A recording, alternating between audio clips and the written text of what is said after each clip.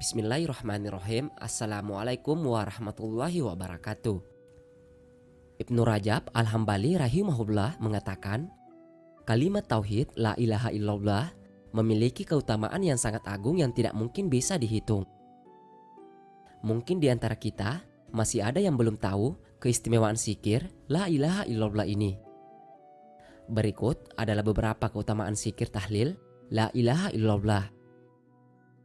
Pertama, la ilaha illallah menjadi kunci surga. Kalimat la ilaha illallah merupakan harga surga. Nabi Shallallahu Alaihi Wasallam juga bersabda, barang siapa yang akhir perkataannya sebelum meninggal dunia adalah la ilaha illallah, maka dia akan masuk surga.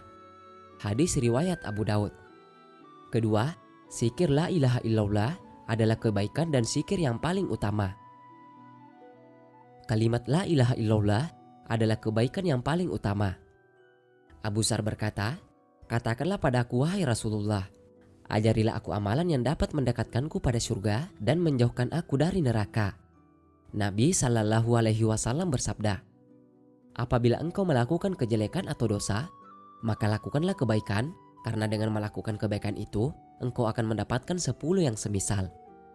Lalu Abu Dzar berkata lagi, wahai Rasulullah, apakah la ilaha illallah merupakan kebaikan? Nabi Shallallahu Alaihi Wasallam bersabda, kalimat itu merupakan kebaikan yang paling utama. Kalimat itu dapat menghapuskan berbagai dosa dan kesalahan. Kalimat la ilaha illallah adalah zikir yang paling utama.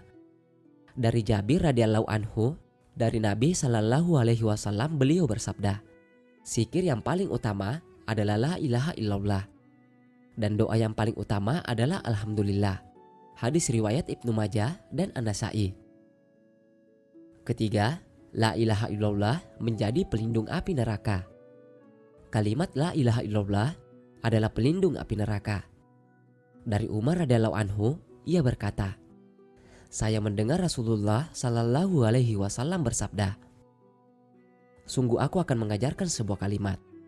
Tidaklah seorang hamba mengucapkannya dengan benar dari hatinya, lalu ia mati di atas keyakinan itu, kecuali Allah mengharamkan tubuhnya dari api neraka, yaitu kalimat la ilaha illallah.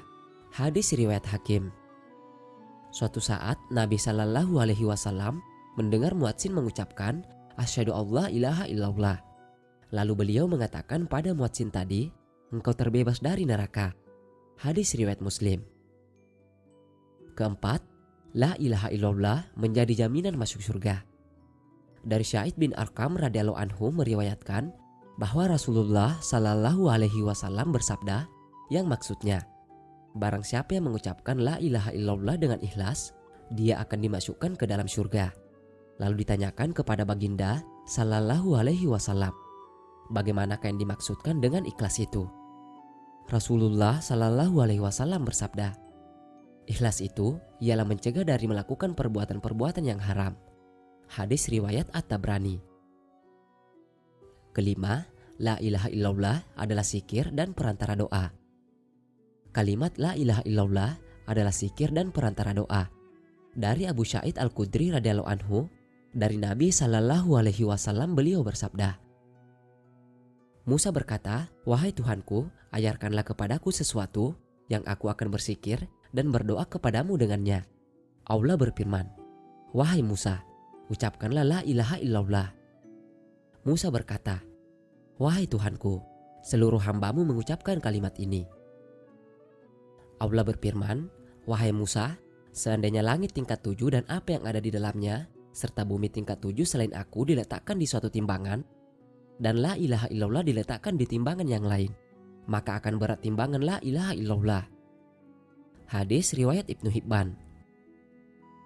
Keenam, la ilaha illallah zikir yang menunda kiamat.